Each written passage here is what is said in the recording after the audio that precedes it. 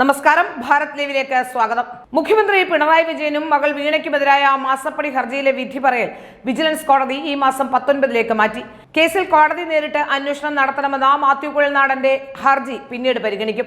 Vigilance കോടതിയിൽ നൽകിയ ഹർജിയിൽ വിജിലൻസ് അന്വേഷണത്തിന് ഉത്തരവിടണമെന്നായിരുന്നു മാത്യു കുഴൽനാടന്റെ ആവശ്യം. കഴിഞ്ഞ ദിവസം ഹർജി പരിഗണിച്ചപ്പോൾ മാത്യു നിലപാട് മാറ്റി.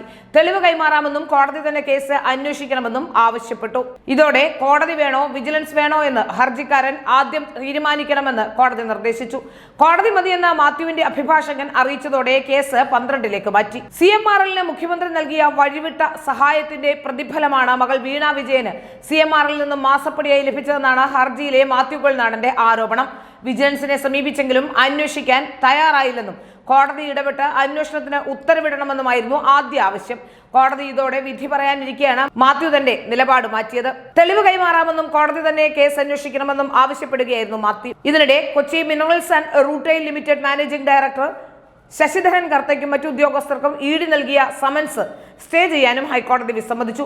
മുഖ്യമന്ത്രി പിണറായി വിജയന്റെ മകൾ വീണയുടെ ഉടമസ്ഥതയിലുള്ള എക്സാലോജിക്കുമായുള്ള സാമ്പത്തിക ഇടപാടിന്റെ അന്വേഷണവുമായി ബന്ധപ്പെട്ടാണ് സമൻസ്. തിങ്കളാഴ്ച ഹാജരാകാനാണ് കർത്തയ്ക്ക് ED നോട്ടീസ് നൽകിയത്. ജസ്റ്റിസ് TR രവിയാണ് ഹർജി പരിഗണിച്ചത്. ഹർജിക്കാർക്കെതിരെ നിർബന്ധിത നടപടികളൊന്നും സ്വീകരിച്ചിട്ടില്ലെന്ന് EDക്ക് വേണ്ടി ഹാജരായ അഭിഭാഷകൻ അറിയിച്ചു. ബെഞ്ച് ഇത് രേഖപ്പെടുത്തുകയും ചെയ്തു. കേസ് മെയ് 22 പരിഗണിക്കും. കള്ളപ്പണം വെളുപ്പിക്കൽ തടയൽ നിയമത്തിലെ വ്യവസ്ഥകൾ പ്രകാരം ഷെഡ്യൂൾ ചെയ്ത കുറ്റകൃത്യങ്ങളൊന്നുമില്ലാത്തതിനാൽ വിഷയത്തിൽ ഇടപെടാൻ EDക്ക് അധികാരമില്ലെന്നും ഹർജിക്കാരൻ ആരോപിച്ചു.